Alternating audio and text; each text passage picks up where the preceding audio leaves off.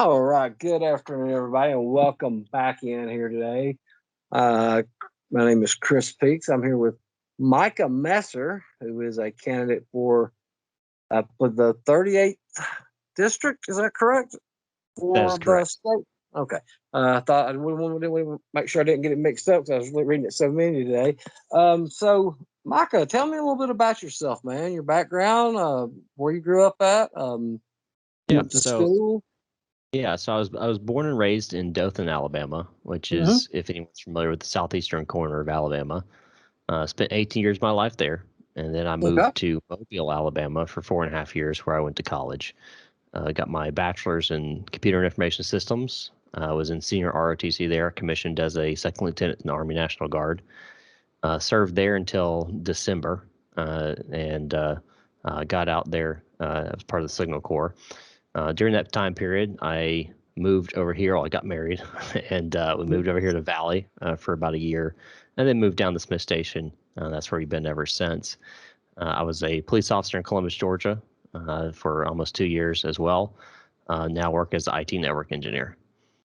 Okay, so you've got a, pretty extensive background there. Do any time overseas or I did not know. My unit, excuse me, my unit was pretty much domestically focused. Since we're down there in Mobile, hurricanes were a big thing. So okay? we spent the majority of our time prepping for hurricanes, and being the only signal unit that was south of Birmingham in Alabama, we were pretty much crucial to any missions that happened down there. So my unit didn't get deployed.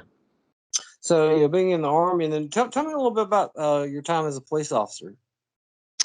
Yeah, so something I always thought that maybe I'd want to do ever since I was little, and pick up the call back in 2017 and signed the dotted line and jumped into it, both 2 feet and head first, all of it.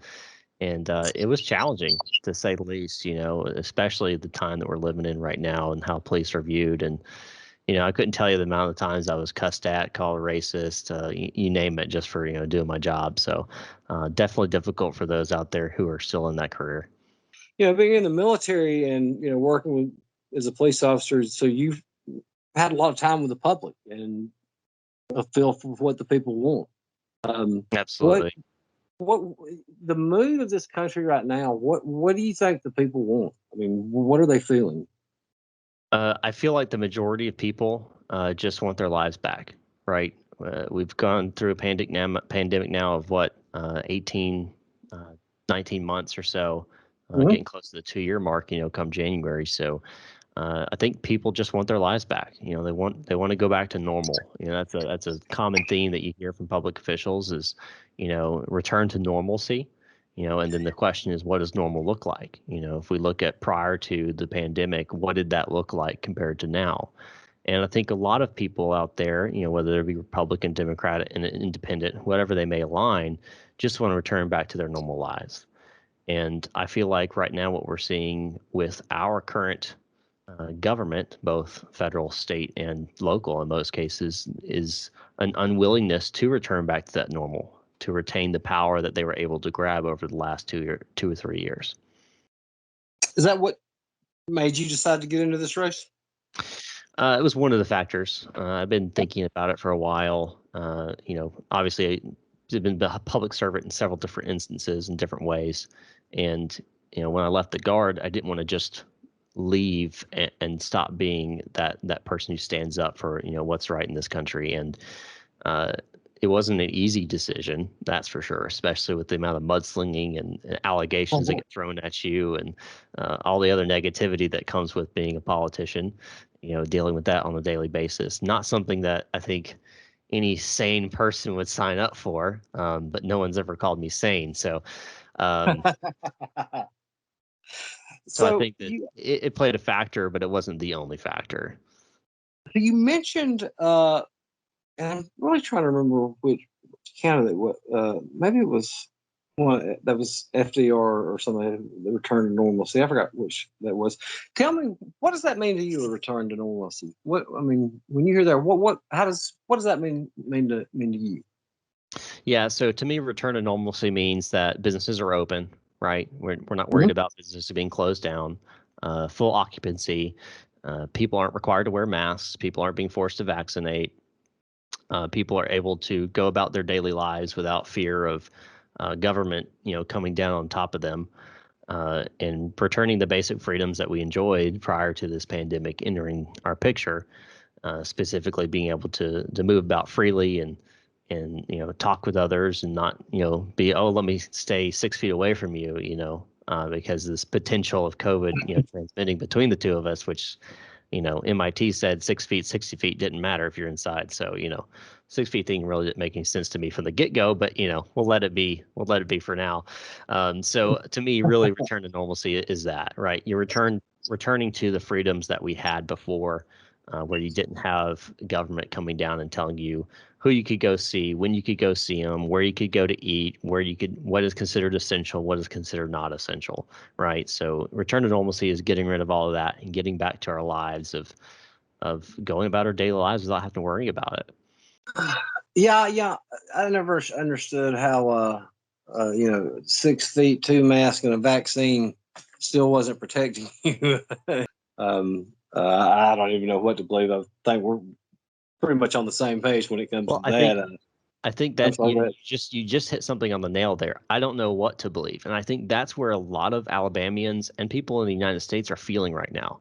You think about the two different pictures we're getting from two different parties, and then we're getting 500 different messages from the public health officials about what to do, what not to do. Don't wear a mask, wear 2 masks, get vaccinated, but it doesn't protect you. Maybe it does, maybe it doesn't. It'll keep you from out of the hospital. Well, maybe it doesn't do that. Maybe it'll prevent you from death. Well, maybe it doesn't do that either, but at least you're more likely to be okay.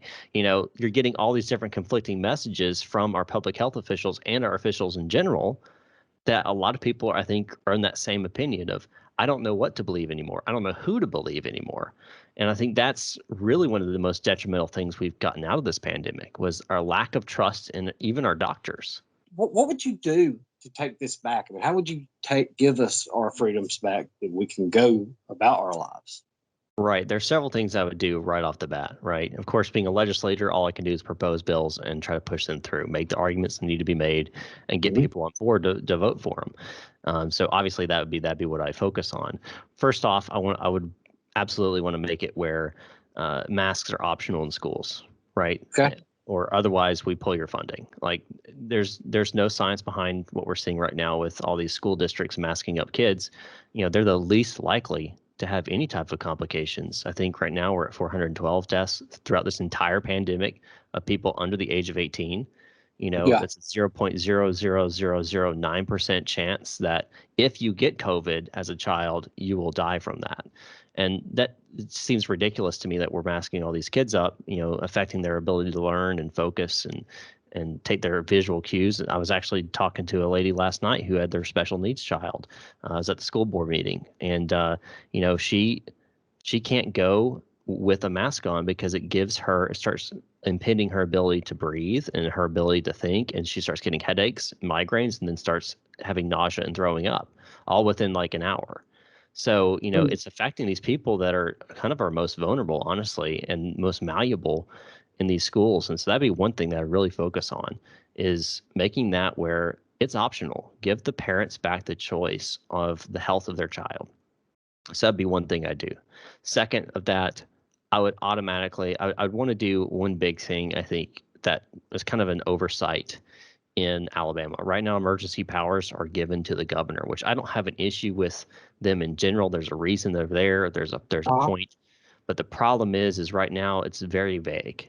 It literally says in there that it gives the governor the ability to do whatever is necessary for the safety and security of the citizens of Alabama. That's a very vague statement that can really be interpreted to do anything.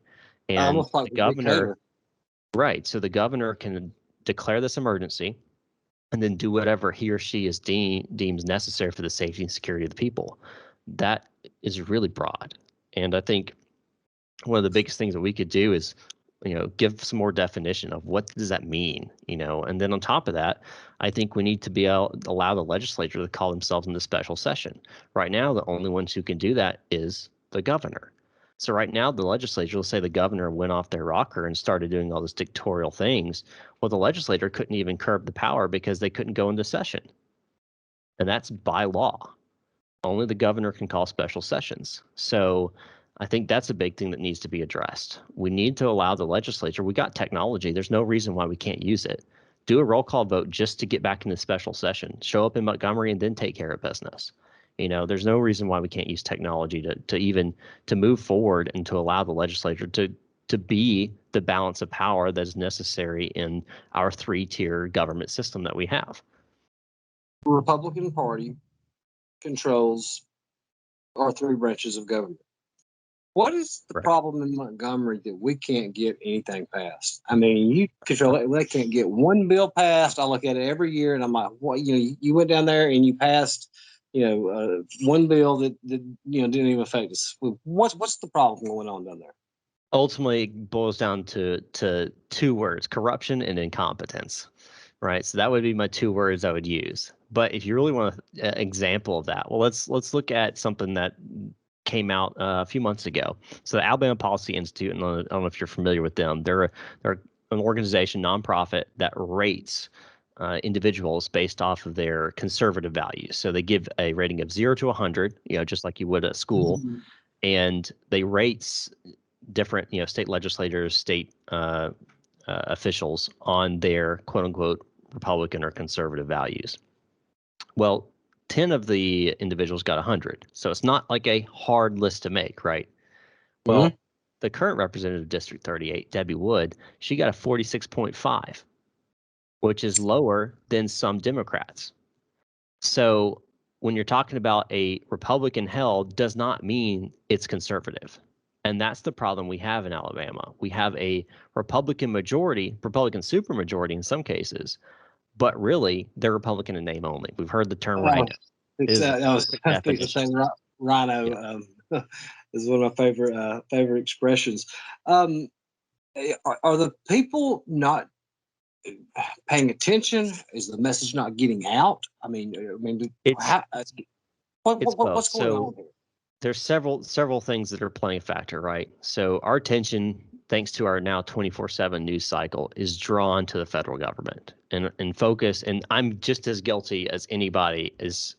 Focus on federal government, focus on the presidency, focus on Supreme Court, focus on Congress, which is very important. There's nothing wrong with. What about now? We're focusing on if Trump's going to run again. Sorry, I didn't mean to take it away there. But that's essentially what I'm reading about every day. Yeah, but you're right. It is focused on the federal government because I hardly ever see anything statewide. That's one factor. The second factor is, well, it's Republican held, so why should we even focus on it that much, right? There's this almost unintentional biasness or unintentional blindness to just because they have an R by their name, they must be okay, and that is not true. And as we've seen over the last 4, even 6 years, that's very much not the case, right? So I think people are starting to wake up, starting to realize the importance of local government, the importance of getting good legislatures in the state government, getting your school boards, with good people on it and stuff like that. I think we're starting to see that kind of wake up call. But I think it's just taken, honestly, unfortunately, a pandemic to get a lot of people to pay attention to the local level. I think a lot of people didn't realize the amount of power that the governor or the power the state legislature really had over their lives until the pandemic hit and they put all these restrictions in place. This is kind of. I'll get back on this kind of off topic, but I was having a conversation with this the other day. Do you feel that some people have just lost the ability to think for themselves and do their own research? Well, I think there's a lot of factors when it comes to individuals and what they believe and what they don't believe now. Like I mentioned before, I think one of the worst things that's come out of this pandemic is a lack of confidence in our public health officials and doctors, and just in general, the confidence in our system has greatly declined since this pandemic started. But on top of it, I think people still can think for themselves. I don't think they're mindless drones walking around, but I do think that sensory overload plays a factor. If you're constantly on Facebook, 2 to 4 hours, which seems to be the common number there for people on their phones, just across the younger ages, it's about 2 to 4 hours. So if you think about that, you're putting yourself into a saturation of 2 to 4 hours of messaging from usually, the left, but you also get some from the right as well. that's negative. It's always, that's, if it bleeds, it leads. And that's true in media. And, when you have that constant beratement, it's, we call it gaslighting, which is eventually you start believing it's true. Even at the onset, you're like, oh, it's not true. But after 18 months now of this thing, people are ready to get back to normal, right? They want to get back to normal. So they're just believing it and saying, let's just get over it. So there's almost an exhaustion that comes into factor in sensory overload. So I think that's a big factor with a lot of people. You said something that made me think of something. It was right. I think it was right during the 2020 race, or maybe it was right after. It was right.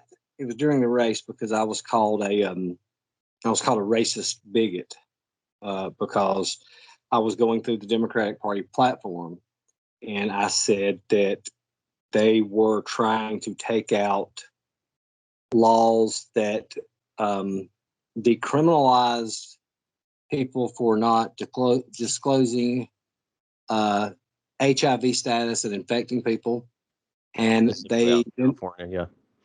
And then and I was mad. I was like, because in Alabama, I think it's still a Class B felony, and I'm sitting up there and I'm like, and I had to read it at first. When I first read it, I thought it was a fake Facebook meme. I thought there's no way this that, and there's the same thing where they had the bill that where you identify that you can go whatever bathroom you want to go to, well, then I identify as a 65-year-old retired CEO, so give me my pension. But, what's going to happen when the first time we have an 8-year-old kid, and this is going to happen, they get assaulted in a restroom because they're letting people pick. When is this going to stop? So, you bring up a couple important factors. We're talking about people who, have HIV, they're HIV positive, and and if they end up having, sexual contact with somebody that isn't, and they're not disclosing that, and there's talk, I think California even passed it, or at least LA, I believe, where that's not illegal anymore, and you don't have to let people know, well, okay, well, that's, they're claiming that it's because of their, it's their own personal health, and that you shouldn't have to disclose your health information. Well, I find that kind of ironic, especially right now with the whole vaccine mandates.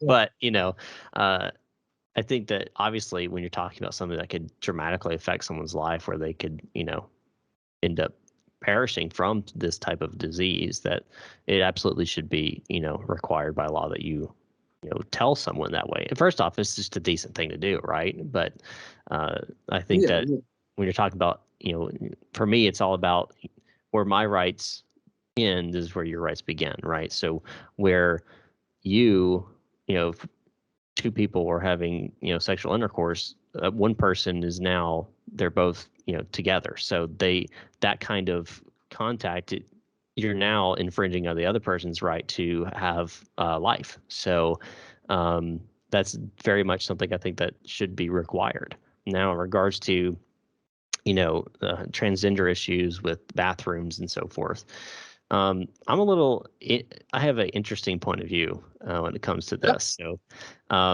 with public, when you talk about state government, and what they can and cannot mandate, well, I think when it comes to individual companies, I think they have the right to make the determination to say anyone can go into this person's bathroom or not. And I think you have more of a libertarian type view on that, right? Because I think that it's their private property, it's their private business. If they want to have where everyone shares the same bathroom, if they want to do that, cool. I'm not using the bathroom there because that's weird, and I'm not going to do it. But I probably won't even shop there, or whatever. So, there's a decision that has to be made there. I think culturally we're seeing a shift towards a lot of problems, and that's something that, I think needs to be addressed, but you also have to be very careful.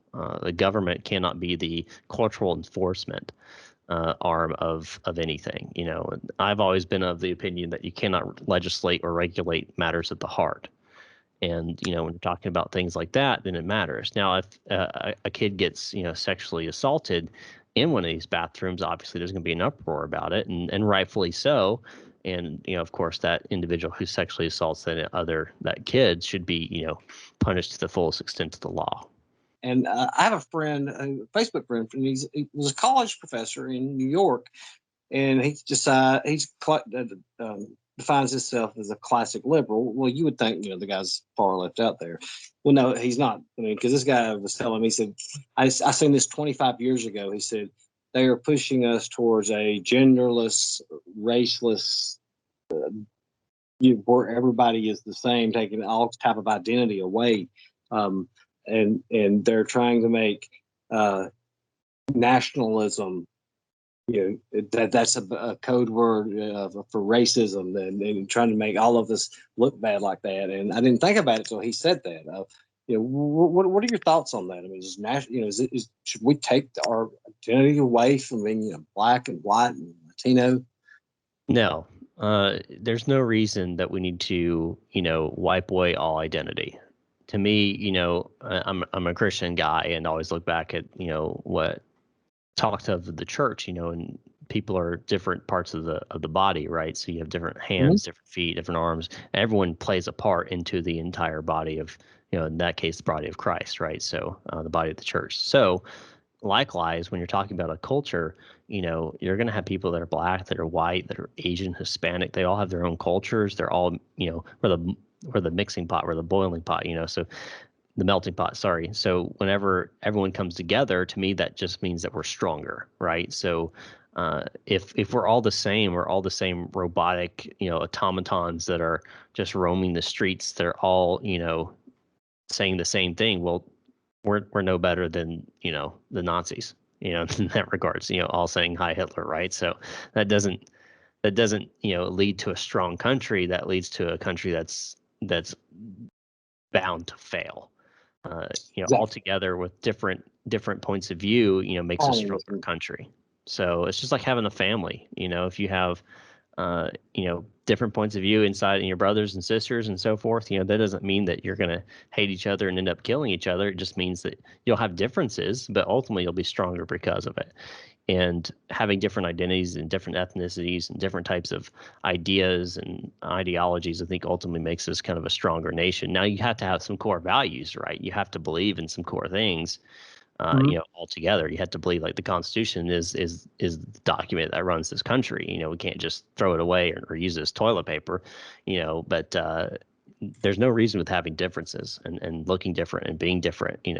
I would make a terrible paramedic, but I might do really great at being a CEO. I don't know. I haven't done either of those jobs. I couldn't tell you, but some other person may be a great paramedic or, a great nurse or a firefighter, whatever it may be. Everyone is different, and there's a reason that we're different. And we've been put on this earth to be different, to make a more, a better society. We can't all be great.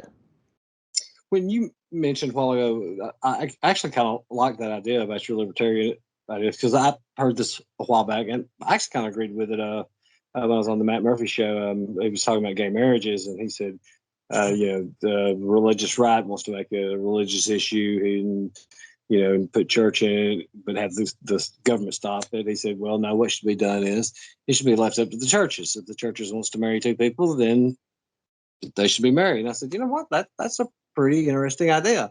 So, but that got me thinking more about some more libertarian principles.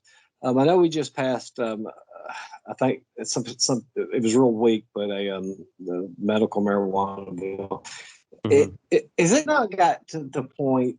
And I know you was a police officer, and I've heard many police officers say this right here, that when it comes to marijuana, the laws are draconian. It's time that we do some type of decriminalization, because we're putting people in prison.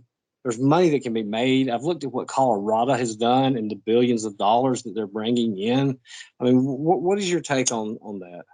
Right. So there's 2 points of view kind of on the legalization aspect on the right hand side, right? On the people on the right. So you have people who believe, well, it's the government's job to ensure the common good, and therefore, we should keep it illegal. Therefore, we keep people, off the drug as much as possible, or, punish those who are, to kind of prevent people from just, the state from ending up being just a pot-filled mess, so to speak. I think that's a little bit illogical because, again, I don't think you can really legislate or regulate the matters of the heart. And if someone's going to want to get marijuana, it's so readily available that you can get marijuana. And I personally think that we need to move towards that, a recreational use type situation here in Alabama. I think that ultimately that it's not the government's, position or job to tell someone that they can't smoke this plant, Yeah, and absolutely. I mean, and matter. We're I not would talking never about smoke it. methamphetamine.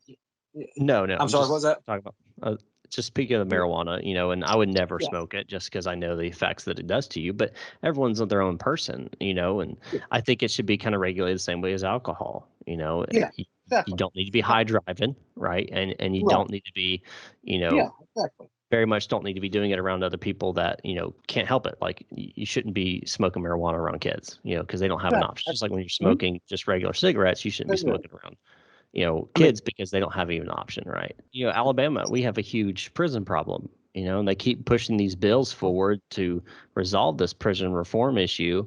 But the problem is these bills, of course, are corrupt and, give specific construction agencies the ability to construct these prisons that just so happen to be tied back to someone that they may know instead of doing an open bid process. But that's a discussion for another time. Um, but I if think we even if we just took this one step where we decriminalize marijuana, if you're just in prison for a marijuana use, let them out. They're not out there hurting people.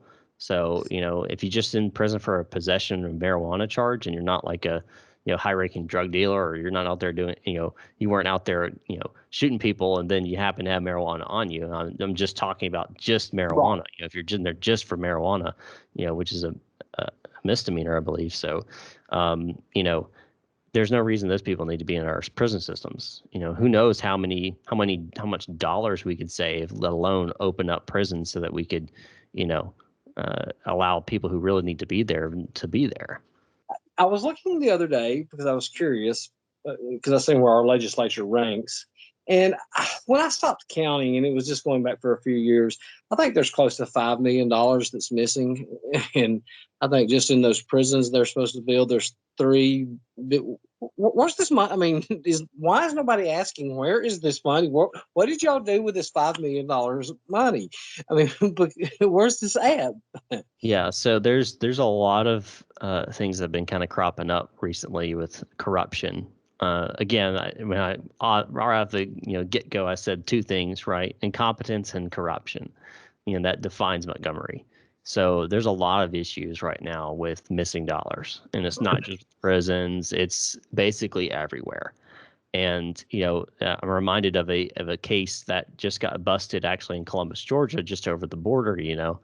And they just busted a county clerk who'd been there for 20 years and had siphoned out like $5.4 million out of the court system. And the Yeah. FBI busted them. So but like how is that missed? How did the accountants miss that? The question that has been going on for years, and I kind of understand because it seems like the way what you just said with corruption, everybody's got their hands in the cookie jar. I mean, when are we going to get the people are going whether and I wouldn't do it because I wouldn't want to waste my money, but have the opportunity to vote on a lottery. Right. Yeah. So, this was a question I was actually asked during my initial campaign kickoff rally by a local guy. He's like, what's your opinion on this gambling bill that was, put forward and all this kind of stuff? So, again, sorry, my phone was ringing. No, you're fine. I went to, back to the same questions, the same thing as, I don't believe you can, regulate or legislate matters of the heart, right?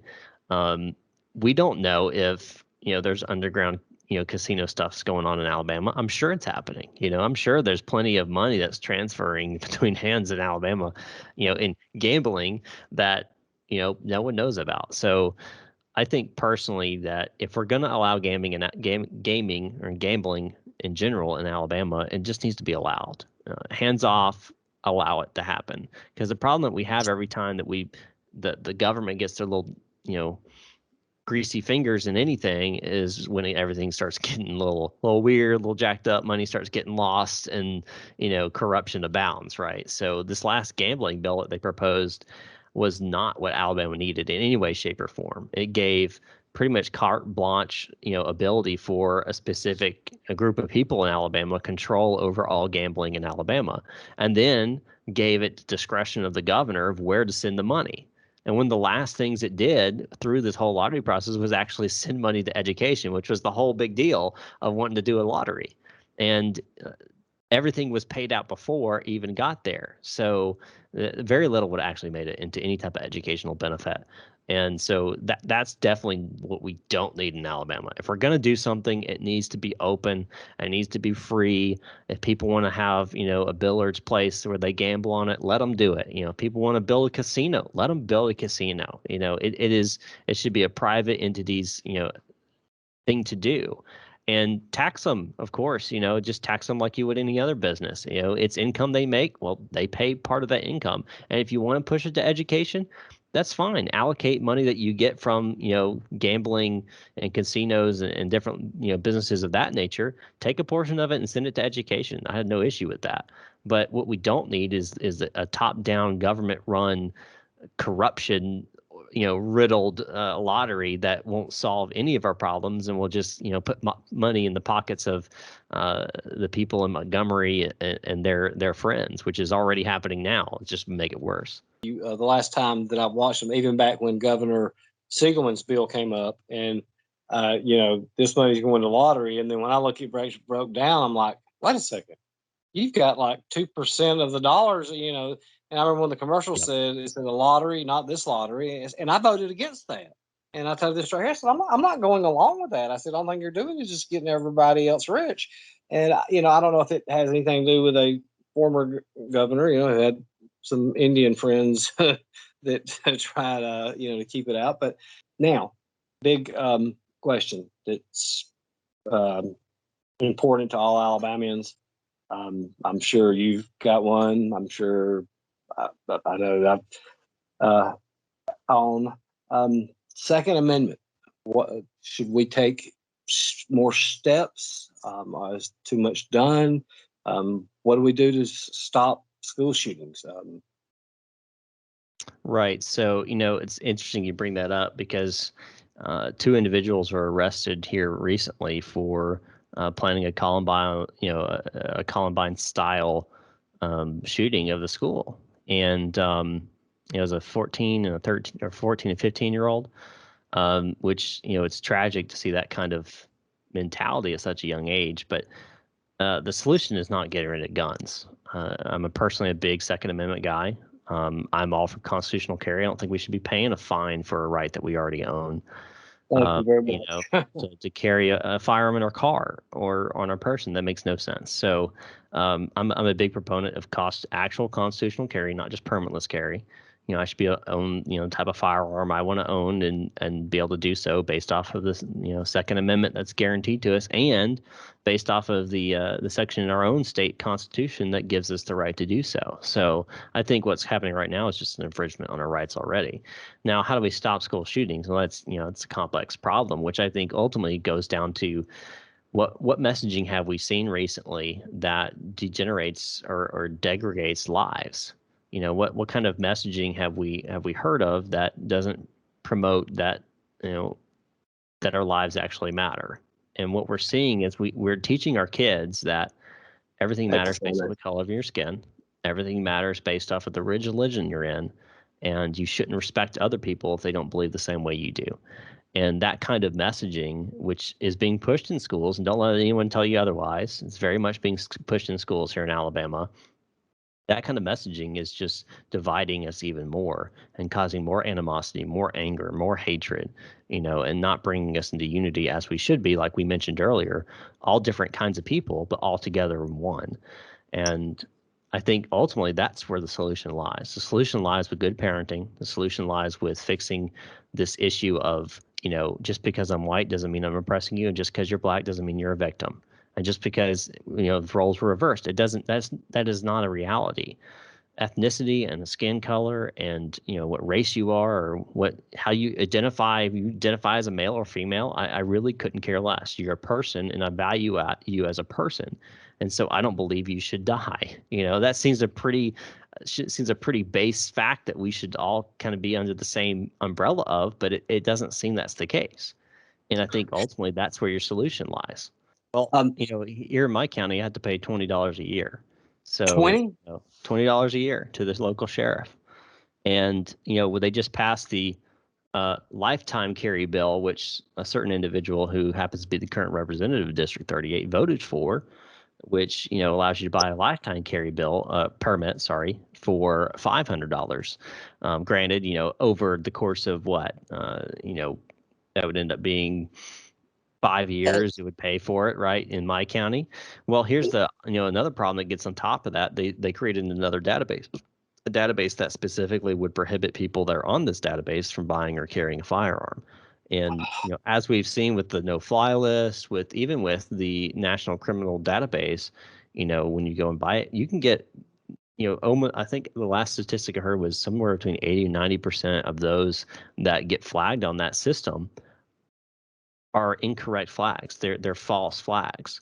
So, when you're talking about preventing someone from doing something that is constitutionally protected, and you're creating another database that could potentially be rife with incorrect information or similar names or whatever it may be, that could end up ultimately getting an officer or even a civilian in killed or injured, because you're talking about a situation where an officer may see this is a murderer or somebody that has this firearm, and he pulls his weapon on him, and he mistakes a wallet that the guy has his hand for the weapon, and he ends up shooting him, and stuff like that's happened before. So we're causing more problems than we're solving. And ultimately, if we just got that mentality of just because someone has a weapon means that they're evil, really is, it's being pushed, of course, and we know why and so forth. But that's the way we need to go. Firearm owners is almost the bad guys in this situation. Right. So, coming from a police perspective, we're trained to enter a situation and quickly try to determine, who's the aggressor, who's the threat.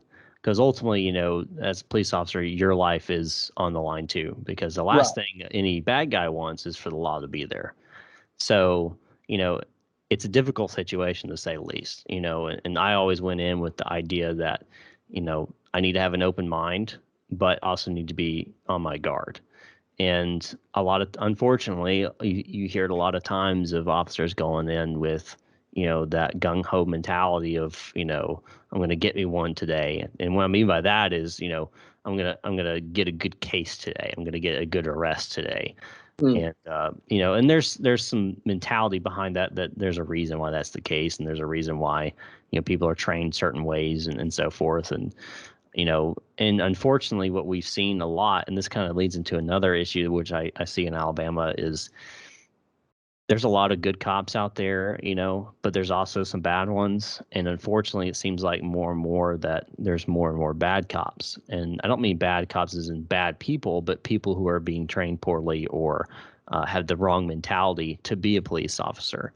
And unfortunately, that's going to become more and more common as we move forward, because I mean, who in their right mind wants to go get a job as a deputy sheriff in some county and earn $30,000 a year when I could go and work full time at Chick-fil-A and make just as much money? So, Because he asked me, also, I didn't mean to cut you off. What about the gas tax that was passed a few years ago?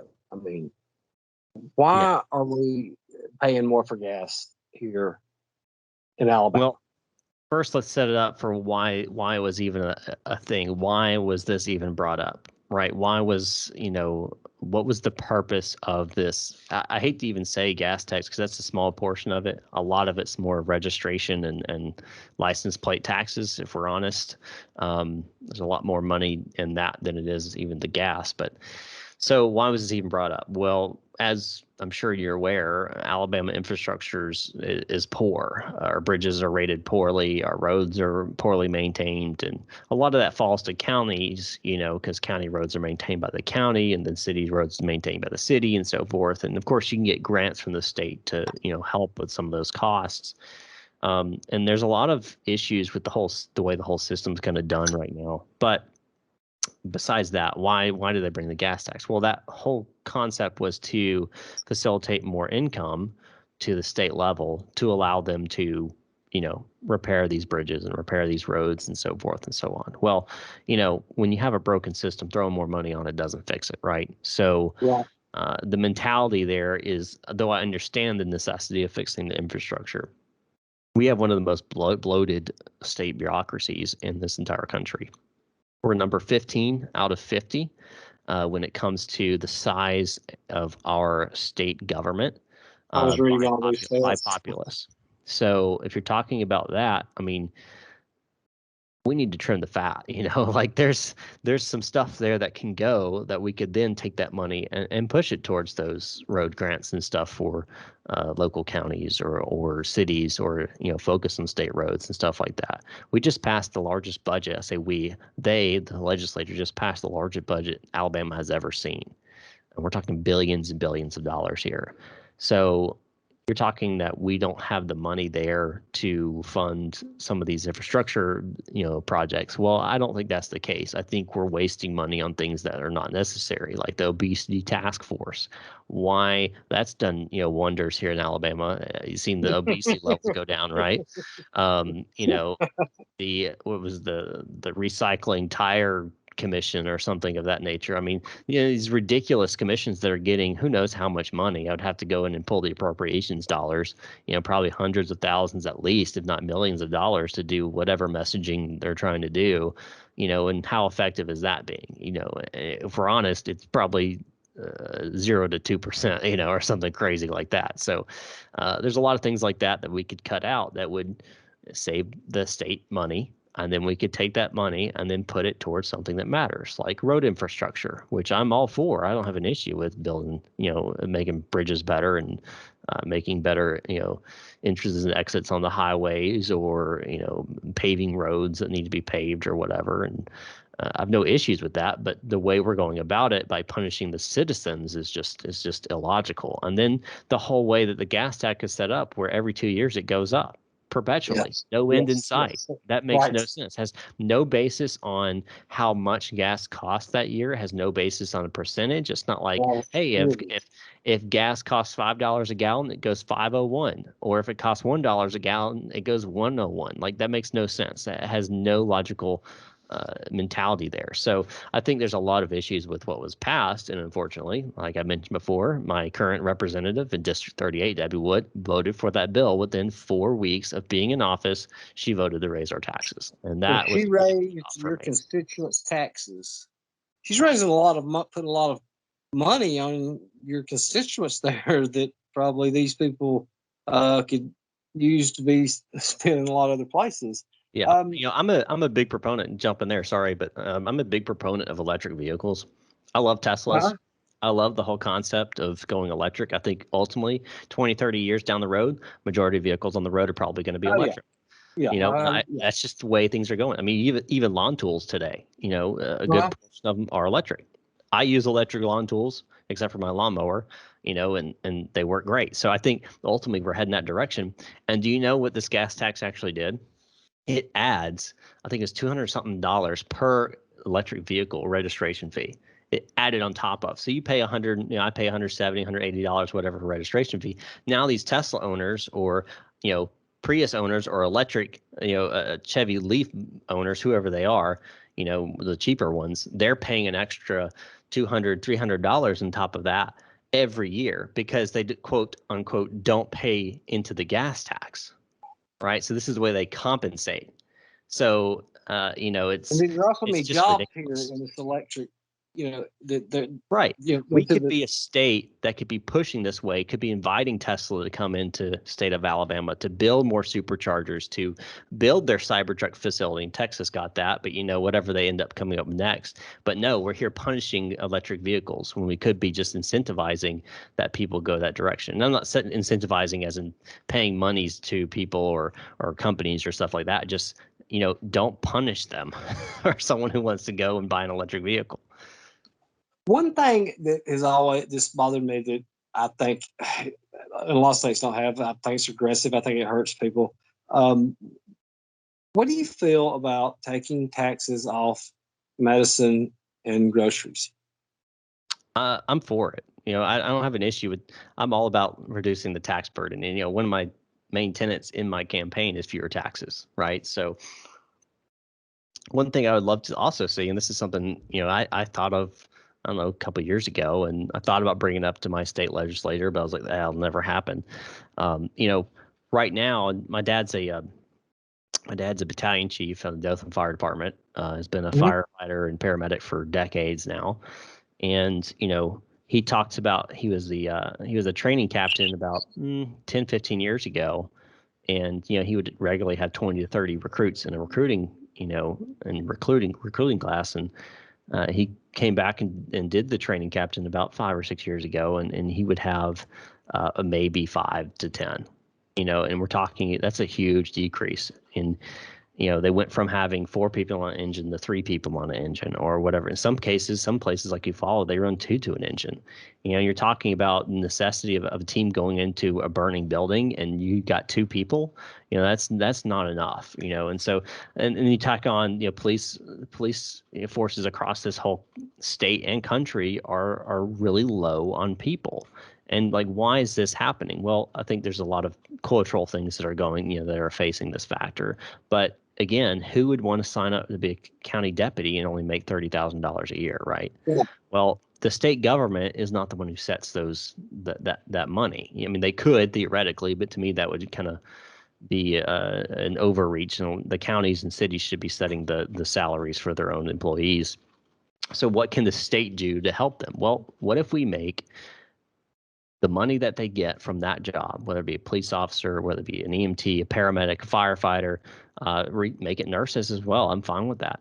These individuals that are already putting themselves out there and being public servants, what if we took the amount that they earn there and took state taxes off of that?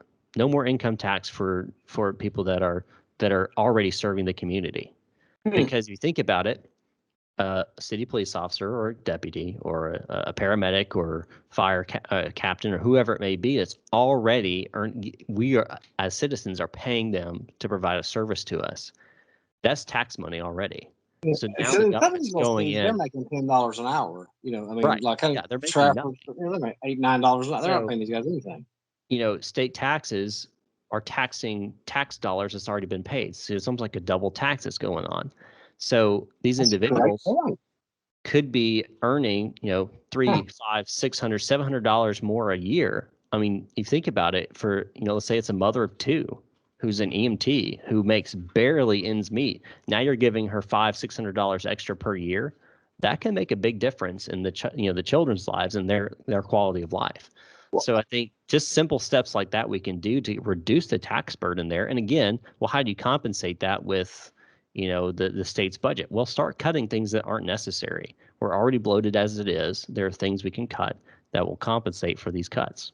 Well, I got maybe a higher quality of, when we talk about bad cops, if you're paying these officers more to go do a job than some guy who's out here just, found something they could do, and like you said, looking for that big arrest or whatever. Somebody's, more, I don't want to say competence the right word, but maybe higher quality or grade of people that we can put out there.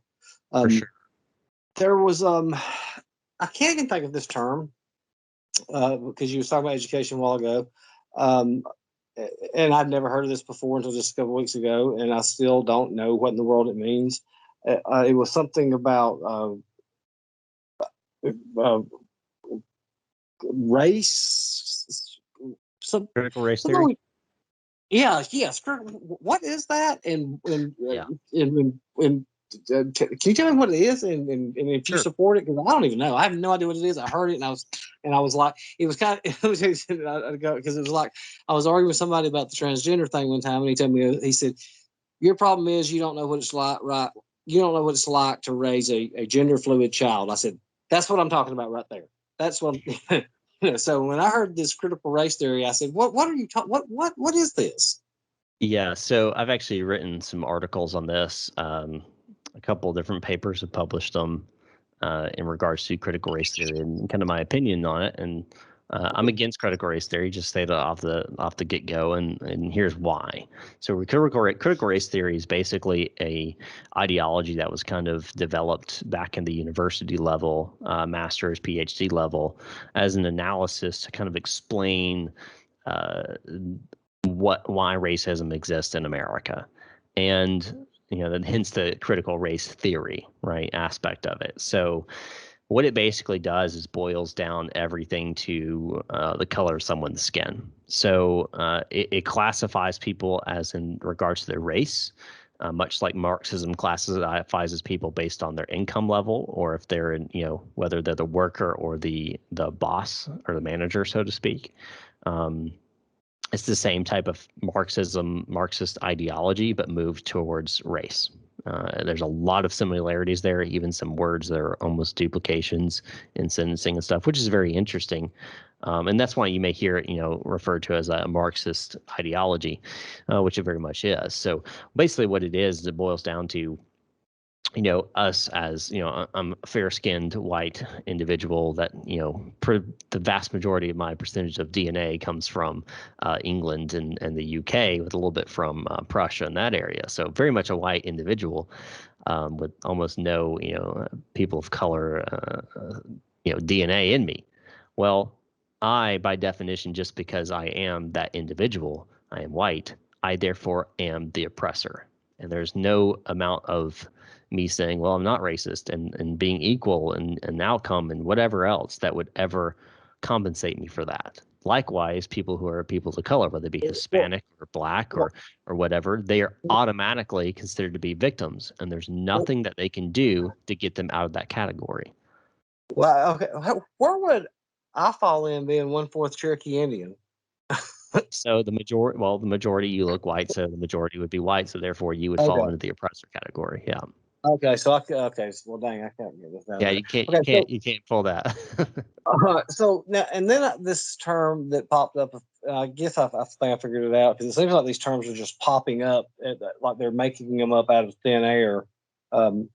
Systematic racism is this means that there's been a system that's created that caused everybody to be racist, and therefore everybody's racist. Kind of reverse. So it's everyone's a race again. Kind of so think of it this way, almost like different levels. So critical race theory is the theory behind why people are racist.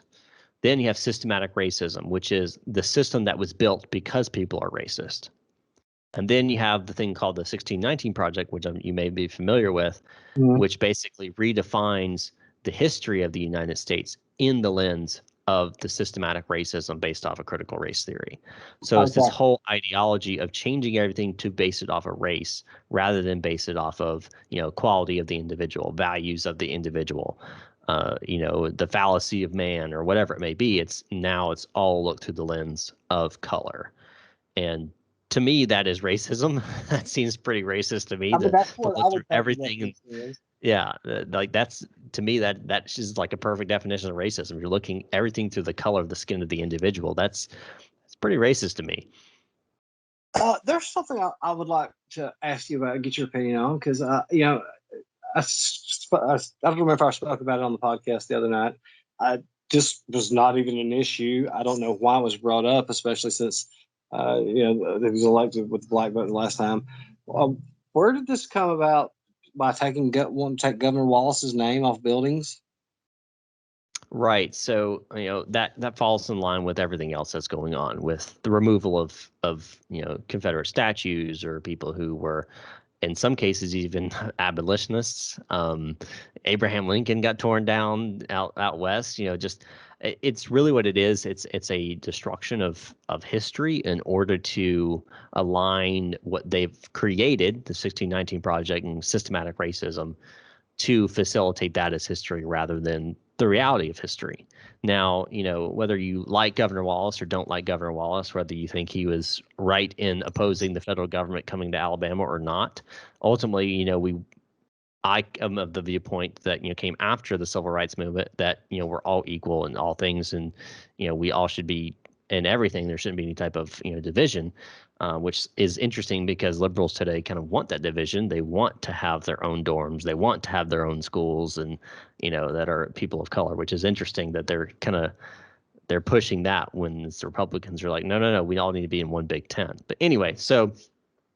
Whether it be Governor Wallace or even Ulysses S. Grant got torn down, whether it be Robert E. Lee or whatever it may be, it's part of that ideology of because this individual had something to do with racism, it must be removed from the public eye. And, as any type of historian, which I am very much a historical kind of guy, I love looking at history. If we remove people that did evil, and some of these individuals did evil. Some of these people were slave owners. Some of these people did things that were wrong. If we remove that from our history, we remove that from being, publicly viewable, then we're just going to cause that to be more likely for that to reoccur. Yeah, isn't there a saying about that? Yeah. If those who fail to learn from history are doomed to repeat it. And it's true. If we think about it, it's happening right before our eyes right now. Yeah. So, one of the things that gets brought up a lot, regarding these kind of things is, well, should, let's say, a Confederate general, whether it be, Stonewall Jackson or Robert E. Lee or whoever, should they have monuments, to them up in public squares or whatever? And I can see the argument made, by those who maybe are second or third generation, descendant of people who were oppressed by these individuals or people that they fought for, or whatever you may look at it. I understand that may bring up, certain types of mentality. Like I could understand if, a young Jew today, was in Germany and you saw a big, statue of Hitler, like, that would bring up some, very negative emotions, and rightfully so. In most cases, I understand that. Does that mean that we should knock it down and break it in little pieces? No. Should we remove it from public square and put it in a museum? There's a discussion to be made there. I have no problem with it. Right, that you could do. But this whole whitewashing or whatever you want to call it, where you're just destroying it completely and eliminating it from even the discussion, is dangerous precedent that we're heading down. Okay, that brought me to the next question I wanted to ask. I don't remember what the actual funding is now, but I remember several years back, Alabama had got up to I think as far as funding per student was like 25th or 26th in the nation. I mean, wasn't that bad, but we're still 48th, 49th, 50th. What is the problem that we can't advance the students? Yeah, so Alabama, is known as the least educated state in the union.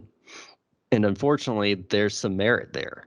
Our ACT scores and SAT scores, our math scores, specifically our math scores are the worst in the entire union. I mean, even Washington, D.C. and Puerto Rico and the territories beat us out. So, what? Yeah. So why are we literally last place in these things? And, there's discussion to be had there. We've thrown a lot of money at it, and it hasn't fixed the problem. We've tried Common Core. It got repealed and replaced with something that's basically identical to Common Core. So Common Core basically still does exist in Alabama. No Child Left Behind was introduced on a federal level, and there's a lot of things to be discussed. My personal opinion is, first and foremost, we need to get rid of that whole Common Core standard, and forcing these teachers. I mean, my mother-in-law is a 29 going on 30-year veteran teacher. we're forcing, and I know several friends of mine are teachers, and we're forcing these. It's the whole idea of we're forcing a square hole or a round peg into a square hole, right? Or vice versa. We're Mhm. trying to shove kids all into these same exact standards, these same exact mentalities, Right. these same exact ways that people are supposed to think. And first off, that's a dangerous precedent in and of itself. You must think this way or you don't succeed. But every child's different in the way they learn. They learn at different levels. They learn at Mhm. different stages.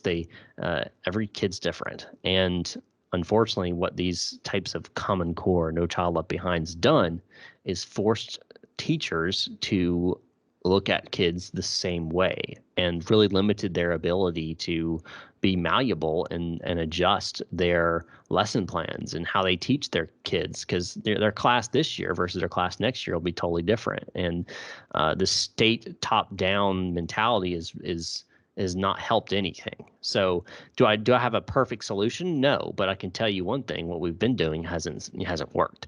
And I think a big factor of that is get rid of that state, Common Core, replace it with something that's actually achievable standard, and stop focusing so much on graduation rates. Graduation does not equal education. Just because your kid graduated but they can't read at a third grade level, well, there's a problem there. They're not really they're not really a high school graduate. I'm sorry. So maybe make it where if you don't have a C, you don't go forward. In college, I had to get C's in order to pass a class. Otherwise, it didn't And count. you And made such a great point there. Uh, I, I, I do a lot of writing, and I've written short stories, plays, and stuff. But when I was in second or third grade, um, I did real well and stuff. But there was test me. I forgot what they was testing me at, a gifted class or something. But they said no, he felt he's not even close. And one of the counselors said no, no, he should be retested. Well, I'm dyslexic. Yeah. So for me, I have to, try, and try and keep right, and then until I finally get it right. So I often, and I'll get people that, I laugh when people make fun of me because I misspell a word or I don't put a comma in the right place. But it bothers me because there's maybe that 8-year-old kid out there who's afraid to write something up there because somebody's going to, put it out there. So I think you're hitting it right on the head that we don't all learn the same way. Some of us are visual learners, some of us, have other ways to learn, and we have to move away from that. What you said, Common Core. Like I said, we're reading on a third grade level. You didn't graduate high school. yeah, What are you in going to do? high school is supposed to be the basis, right? So elementary gives you the basis to move forward into middle school, where you start kind of learning more complex ideas and arithmetic and so forth. And high school is supposed to get you ready to go out and live your life. The whole point of high school was to, high school is supposed to get you to a high level of learning so you can go out and be successful in the workforce. And then college was that next level. Well, the problem is we've dumbed down our education system and and made it where, oh, well, we have an 87% graduation rate or a 90% graduation rate. Okay, well, how many of those people can actually be successful out in the workforce? Well, if they can't read and write very well and can't do basic math, they can't even be a clerk or even run the cash register at a McDonald's, and unless the computer's spitting it out for them. And, simple things like that, where it's like, well, we've missed the mark here. And I like to point towards, some Asian cultures and how they view education. Education is something to be sought after. It is something to desire, something to love, something to learn and be successful in life. And there's strict standards to achieve. And, if you look at standardized test scores, Asian people in general do much better than every other type of culture. Why is that? Well, it's because they look at an entirely different light. Here in the United States, unfortunately, we've dumbed it down to all you need to do is get your GED or your high school diploma, and once you're out, and you don't have to worry about it anymore. That's not education. That doesn't solve any of our problems and only dumbs down our society, which there's some discussion to be made whether that's intentional or not, but I don't know if that's the case.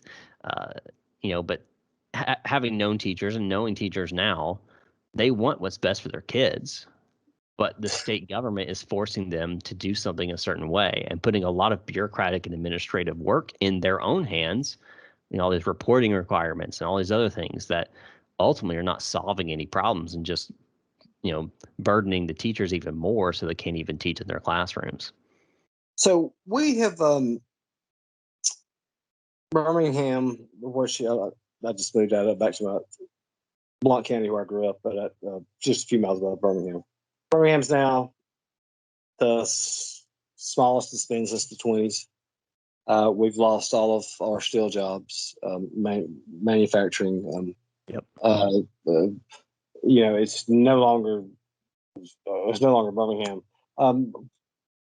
What do we do? I mean, it's Huntsville, and like we talked about a while ago, the green jobs. Where do we go to put people to work at now? Because we're not putting them in industry. I mean, those once NAFTA was signed and we lost 60,000 factories, I believe, when the Clinton is, those days are over and they're not coming back. So what do we do? Yeah, so obviously when you talk about, international trade and that kind of thing, that falls federally, but there had to be a lot of changes done there to really bring back, manufacturing industry to the United States. Unfortunately, in the United States transitioned from being a manufacturing and industrial powerhouse to being a service-based consumer Yeah. of goods. And there's something to be said that, that kind of mentality is not a bad thing, but when you're talking about relying on other countries like China or India or whatever it may be, well, now you're really kind of putting yourself into a pinch, right? Where you have to be buddy buddy with them, otherwise you're not going to get your basic necessities. So there's a lot to be said on that on the national stage. But here in Alabama, what can we do to bring people in? Well, I think we've made some progress bringing in, companies like Airbus, bringing in BMW, Hyundai, Mercedes, bringing in these kind of companies that are manufacturing here. That's great. That's good that we're bringing in some of these. I think there's a lot more that could be done to bring in, companies to Alabama that could, really help us out.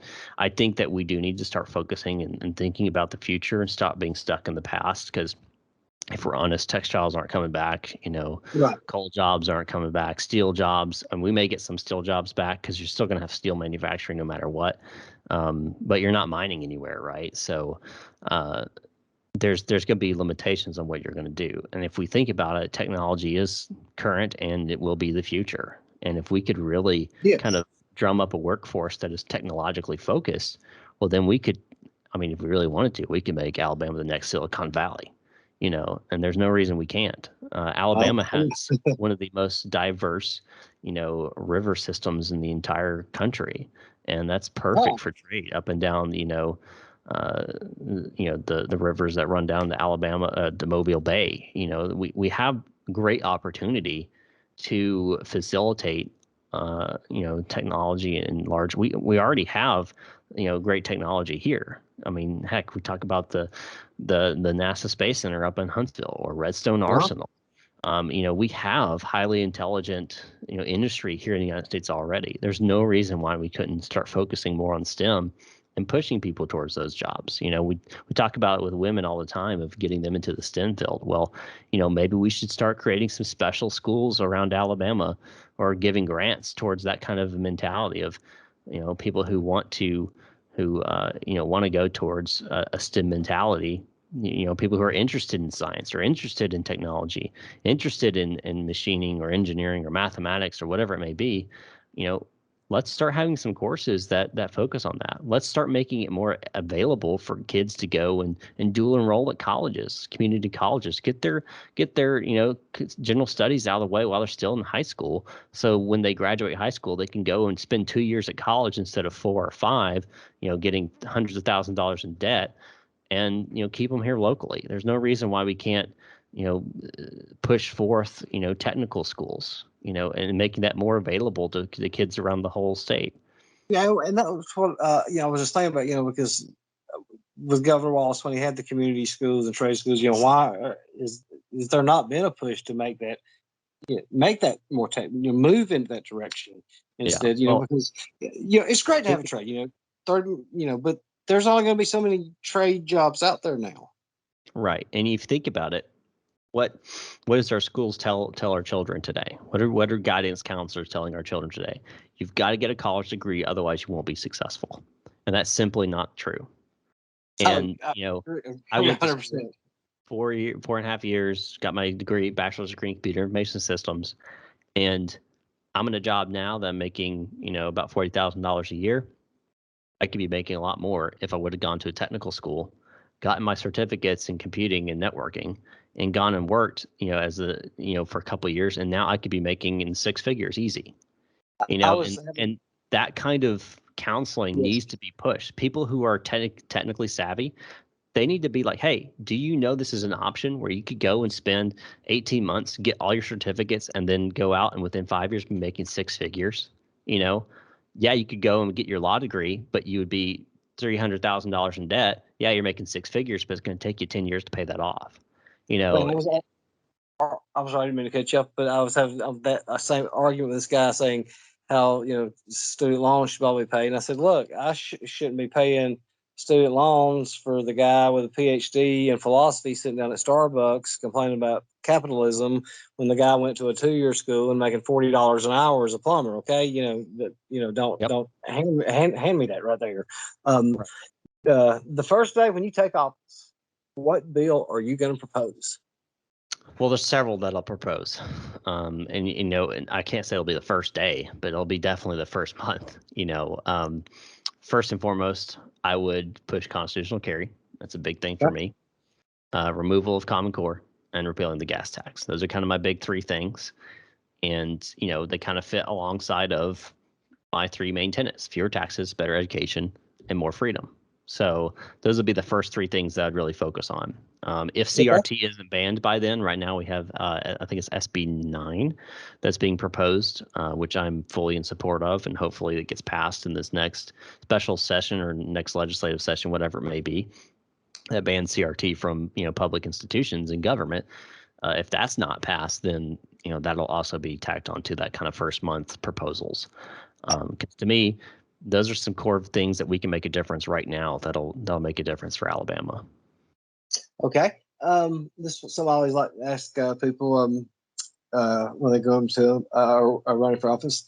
Are you scared of AEA? No. Great.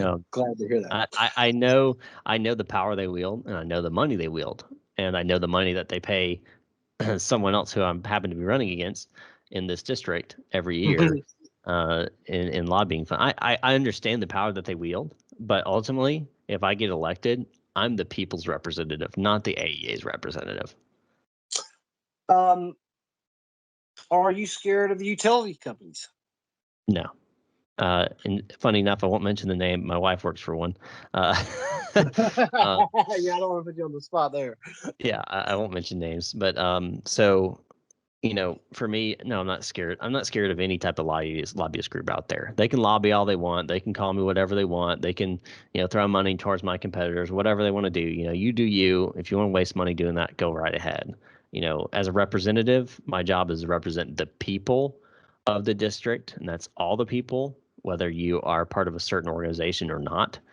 And one of the things that I started doing, which I think is important, is actually talking to the people of the district, going to football games and going to pep rallies and just going around the crowd and just talking to people, and instead of sitting behind my desk and keyboard catting or going to just the Chambers County Republican Party meeting or Lee County Executive Republican Party meeting. Nothing against those organizations, but if that's all you're doing, all you're talking to is the political elite, so to speak, and that doesn't help you, doesn't help your people you're representing, doesn't mean it, to me, that's not being a representative. You're representing a very small group of people rather than all the people. And what's funny is almost every single person I talked to said, "You've got my vote."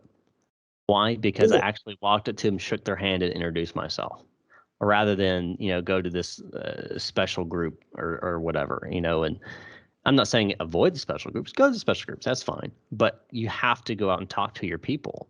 Otherwise, you're not a representative. You're just not, not representing your people. A meeting, and I don't care to call his name. I think the world of him. But I was at a meeting, and Bradley Byrne and Jeff Sessions walked right past me and didn't make eye contact, and like I was there. And Troy King walks right up and sticks his hand out. Troy King, how are you? And I've talked to him probably 2 or 3 times a week now, and I could just tell that was a genuine man. Bradley Byrne and Jeff Sessions, they didn't care, and obviously that's why they are where they're at now too. Right. And I was never really fond of, I don't care. I say I was never really fond of those people. So this year, I think I was reading this. Your candidate admitted she was a county commissioner, and then she's been in the legislature for. Did she raise taxes as a county commissioner? That is a question I don't know the answer to. I would not be surprised if she's willing to raise taxes on the entire state of Alabama. I wouldn't be surprised if she's willing to raise taxes for Chambers County. So, I mean, that bothers me. I don't live in the county, so she's raising my taxes here. We've already got enough taxes.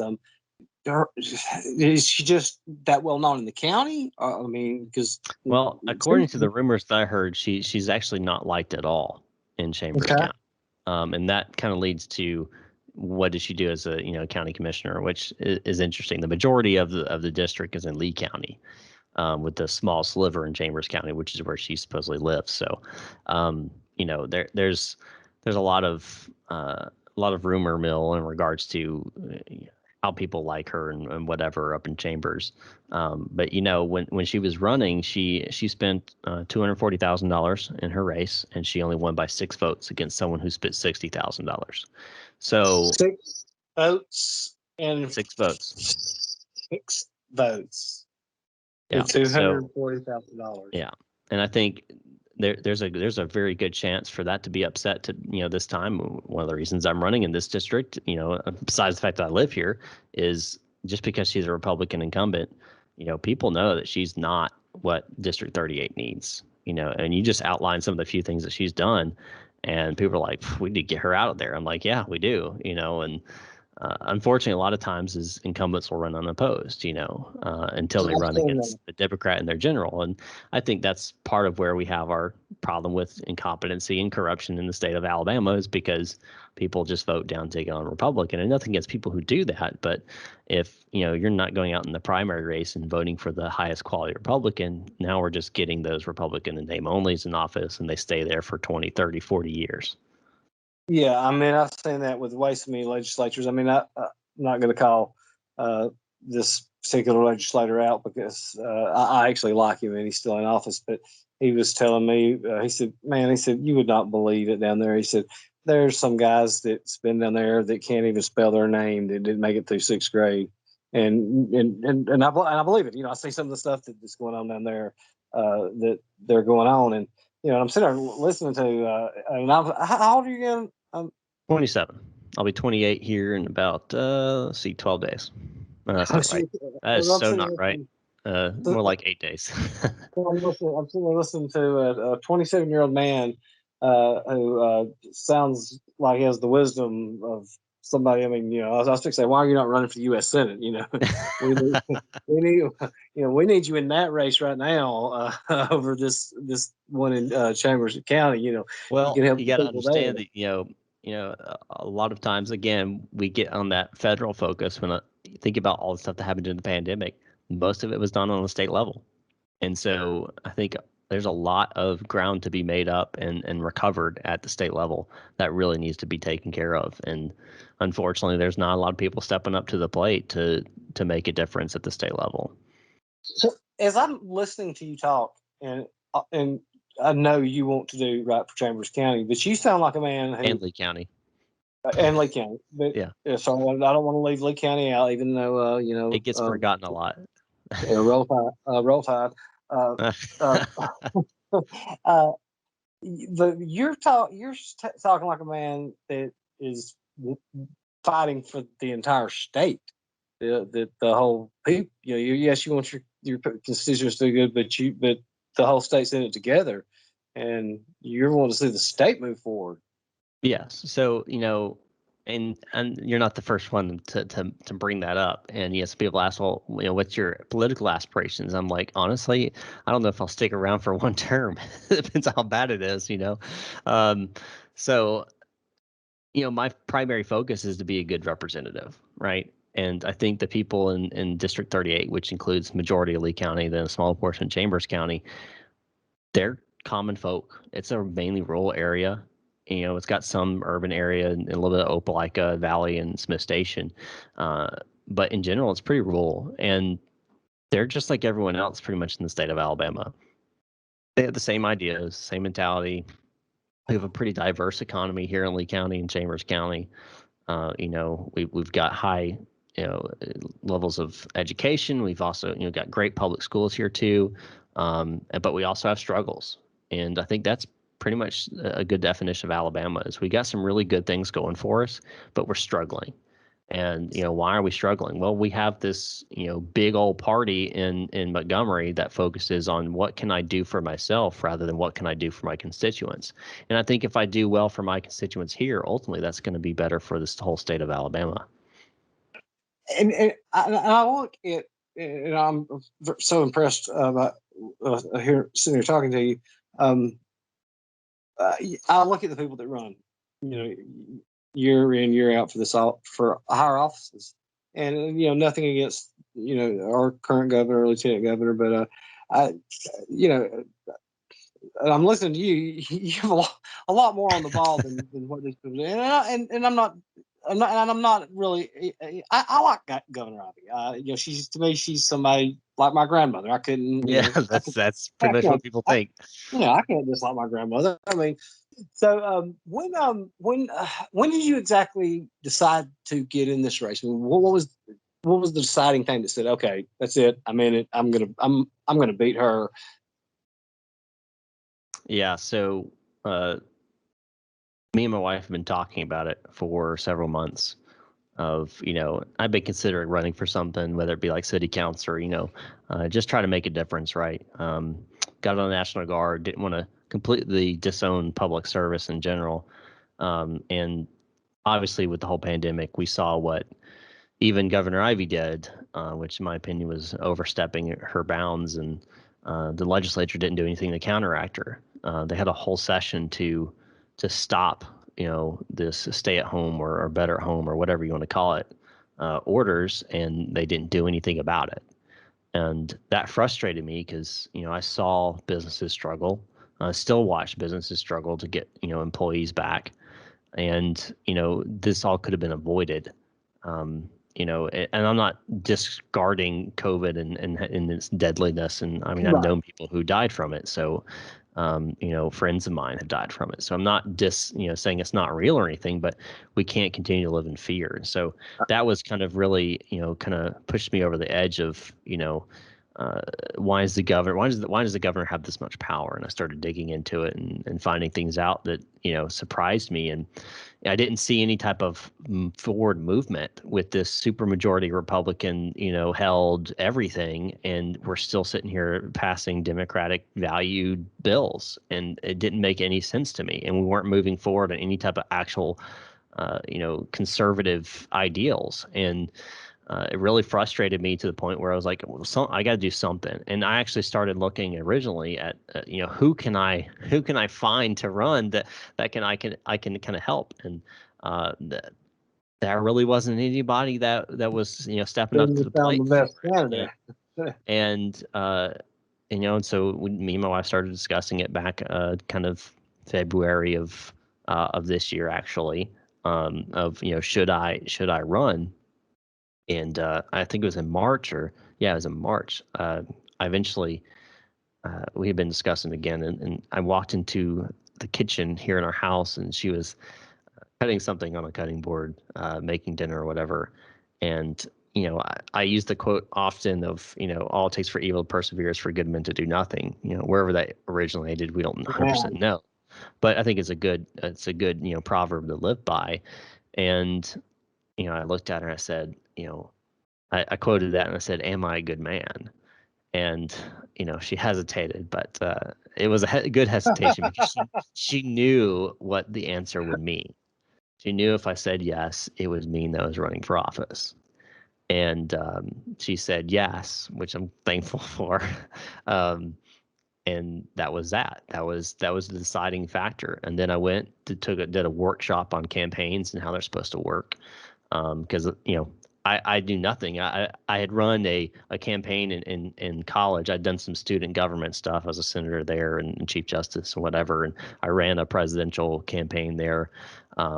Nothing huge, right? You give them candy, they'll vote for you, kind of deal. So I needed to know, how do you actually run a campaign? So I took this course and it educated me a lot. A lot of it I already knew, but a lot of it was good stuff. And yeah, after that, I got all my ducks in a row and filed all my paperwork and got everything rolling. And now we're I think we actually may have already crossed $20,000 in contributions from just grassroots folks.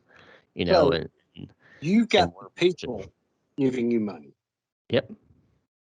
That right there speaks volumes when you have the people Yeah. giving I have you not money. received $1 from a lobbyist.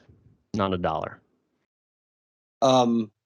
That speaks volumes that you are getting money from the people that they